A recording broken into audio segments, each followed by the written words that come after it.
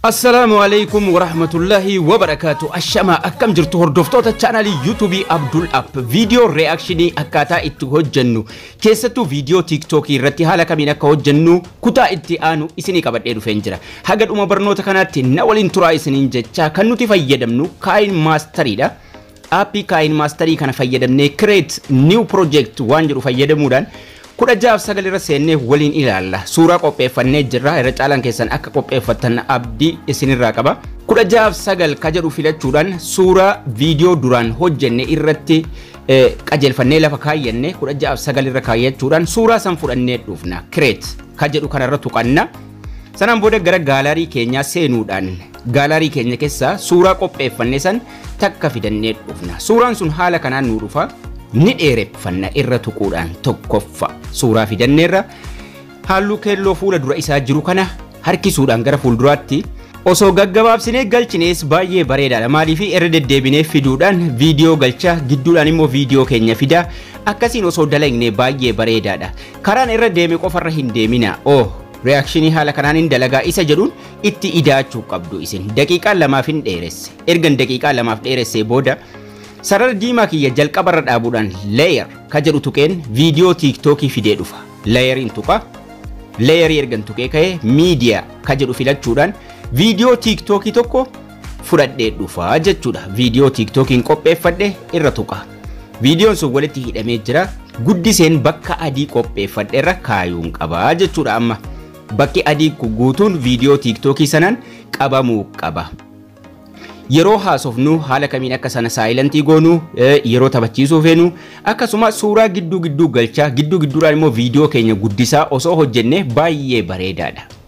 Amma bakka duwwaa adii sanarra geessee kaa'een jira viidiyoochi TikTok gidduurra taa'ee jira jechuudha.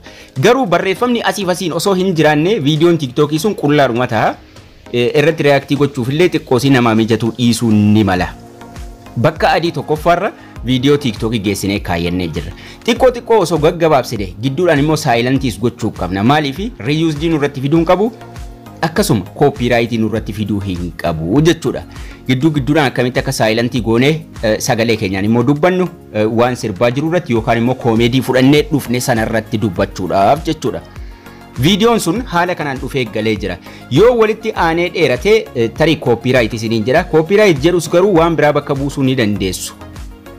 Yeroo maxxansitanuu jechuudha. Viidiyoon sun haala kanaan dhufee jira. Maal ta'e amma viidiyoo nama achirratti reaaktii godhu jechuudha. San bal'inaan isinii qabadhee dhufa. Layerii tuquudhaan viidiyoo nama irratti reaaktii godhu tokko fudhee haa dhufu.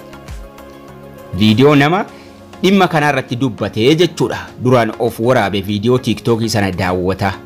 Of waraabe sana fudhee dhufa kiroopiin godhadha. San sarara afurii amma viidiyoocha tuquudhaan crop waan jedhu barbaadadheen croppii godhadha. Cropping ka jedhu kun as jira. Croppingii kanarra tuqeen oonii godha mask isii jettu kana nimbana. Ergan banee booda jala isa shape jira. Shape irraa immoo sarkilii filadha jechuudha. Sarkilii kana filadha. Sarkilii yeroon tuqu akkas naataa al takka duubatti deebi'uudhaan asiif achiin xiqqoosii gara kanaan achiin deebisa. Gara duubaatiillee asiin deebisa. Yeroon deebisu maal ta'a? Sarkilii tahaa jechuudha. Xiqqoosii asii achi deebisa. Sarara diimaa nuuf beessee akka inni sarkilii sirriitti ta'e nuuf himaa jechuudha. Lafuma gurraacha duwwaa tokkoon tuqa. Sanaan booda sarara viidiyoo nama irratti dubbatu kanarra tuquudhaan geesseen bakka adii xiqqoo qopheeffadhe sanarra ka'a. Namni kun achirra taa'eetii viidiyoo TikTok kanarratti reaaktii godhaa jechuudha. Warra waan adda addaa irratti garuu reaaktii gochuu barbaadaniif bakka miidiyaa silaa suuraa fidannu waan adda addaa fidachuudhaan xiqqeessines geessinee gaara kaayyachuu dandeenya jechuudha. Asirratti kan isin hubachuu qabdan. Dirqama viidiyoo TikTok qofaa miti. Sana bal'inaan isinii fudhee dhufa. Viidiyoo adda addaa irratti reaaktii gochuudhaafis viidiyoo keessan xiqqeessitanii crop gochuudhaan geessitanii akkana bakka tokkorra kaa'uu dandeessu. Sanaan booda erga bakka qabsiifannee play goonee ilaaluu dandeenya amma jechuudha. Play yeroo goonu namni viidiyoo irratti dubbatu kun dheqee bakka adii kan qabatee jira jechuudha. Dirqama bakka kaa'e kana kaa'uu miti. Viidiyoo TikTok yoo hin barbaanne yoo suuraa hojjetadhaa jedha kana hin barbaannes maal gootu viidiyoo 9:16 hojjetame fiddanii jala keessanii gidduudhaan paawuz godha. Viidiyoo irratti dubbattan sammuu geessitanii akkana xiqqeessitanii bakka tokko kaa'uudhaan irra dubbachuu dandeessu jechuudha. wanni guddaan istaayiliin ittiin hojjetamu sun isinii galuudha. Sanaaf immoo kaameeraa lama qabadhee sirriitti warra kaan irratti hojjechuu barbaaduuf bal'inaan isinii fidee dhufa. Maaliif viidiyoo tiiktookii qofa irratti miti kan reaaktii godhamu jechuudha.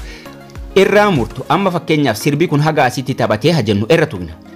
Saayilantiin gochuu barbaade. Sanaan booda maqasii kana tuquudhaan gidduutti mura ka sadaffaan fayyadama. Addaan baase bakka lamatti. Haga ta'e saayilantii gochuun barbaade. Xiqqoo deemeen hagan saayilantii gochuu barbaade. Xiqqoo gara fuuldura deemeen irra tuqee ammallee maqasii tuquudhaan ka sadaffaa tuqadha. Maqasii kanan tuqa ka sadaffaa irran tuqa. Gidduutti citee jira. Ka gidduudha saayilantii gochuu barbaade kana saayilantiin godhaa jechuudha. Maayikiroofooniin miiksariin kun as jirti. Miiksar isii jettu kanarra tuquudhaan saayilantiin godha. Amma sirbichi sagaleen isaa badee jira gidduudha. Garri jalqabaa ni jira, garri fuuldura sagaleen ni jira. Garuu gidduu bakka irratti dubbachuu fedhin saayilantii gidduudha godhe. Amma bakki kun saayilantiidha. Bakka kanatti sagalee nama irratti dubbataa turutu dubbataa jira malee sirbichi saayilantii tahee jira jechuudha. Osoo bakka kanatti immoo viidiyoocha dhiifnee suuraa isaa fayyadamnee suuraa adda addaa goone. Amma viidiyoon ni jira. Viidiyoon sagaleenis ni jira. Asitti muruu barbaannan ammas kanaaf booda jechuudha. Sarara diimaa kanaa achi saayilantii gochuu barbaade ammas irra tuqeen ka sadaffaa fayyadama.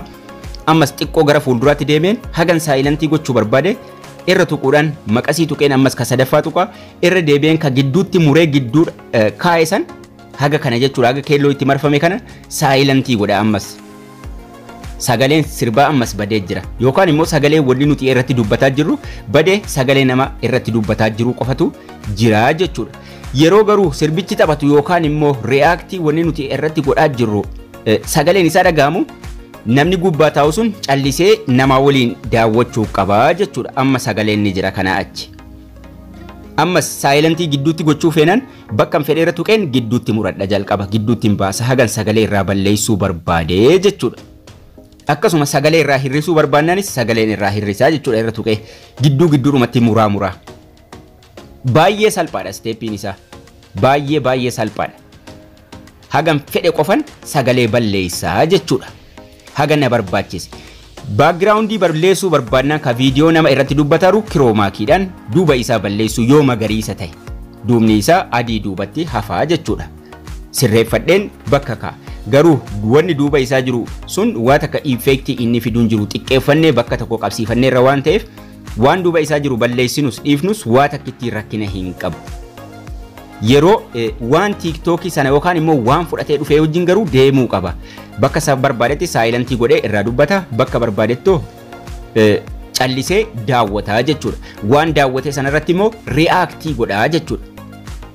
Sirba adda addaas barbaannaan baakgiraawundiin sun isan barbaachisu baakgiraawundii sana sirba adda addaa fiduudhaan suuraa isaa fiduudhaan waan adda addaa kukkutee bareechee bakka silaa suuraa kanaa jechuudha. Waan irratti dubbatu fidee irra kaa'ee gidduudhaan suuraa yeroo mul'isu sagaleen isaanii usaa yeroo sirbichi taphatu ni dubbataa jechuudha. Haala kanaan wal qixxeeffatanii booda irraa mummurtanii gatu. Irraa mummurtanii wal qixxeessu. Suuraanis viidiyoonis akkasuma wanni isin reaaktii irratti godhaa jirtan wal qixxaachuu qaba. Sanaan booda maal goona erga waa hunda sirreeffannee booda jechuudha. Osoo waan biraas itti mammaktanii bareedaadha. Suuraadhuma jaraama fa'aa iskiriinshoot godhaa gidduudhaan immoo balliftanii fiddanii. Erga irra dalaydanii booda seevii godhachuu. Iskiriinii guutee jira 16:9 tahee jira. Wanni hundinuu jechuudha. Kunis isin barbaachisu taanaan waan adda addaa fiddanii bakka buusuu dandeessu. Leeriidhuma tuqaa.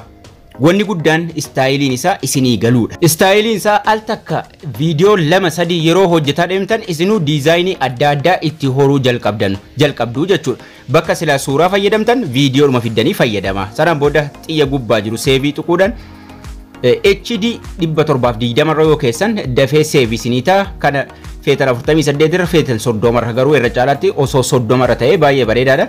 Low quality kana fiddanii sarara kana gidduurra keessu save kajedhu tuquudhaan gara gaalaarii keessaniitti seef gootu jechuudha. Namni baay'een seebii kanarra tuqee irraa baha. Seebii tuqxanii irraa hin bayina. Akka ifti moobaayila keessanii hin dhaabne hagani seef godhee xumurutti jechuudha. Lafuma gurraacha as jala jiru kanarra tuttuqaatuma eeydu. Maaliif al tokko duubatti isin deebisa yoo ifti isaa bade. Kanaafuu asumarra dhaabattanii kan isin eeguu qabdan. lafuma gurraacha kana tuttuqaatuma eeydu haganni save godhee tumurutti. Sanaan booda salphaatti gara gaalaarii keessanitti save gootanii YouTube irra maxxanfattu isiniin jedha. Barnoonni keenyas kana fakkaata akkasiin irraa barattan abdii guddaan qaba. Laayikii sheerii gochuu hin dagatina. Barnoota ittaanu walitti deebina. Turtii gaarii.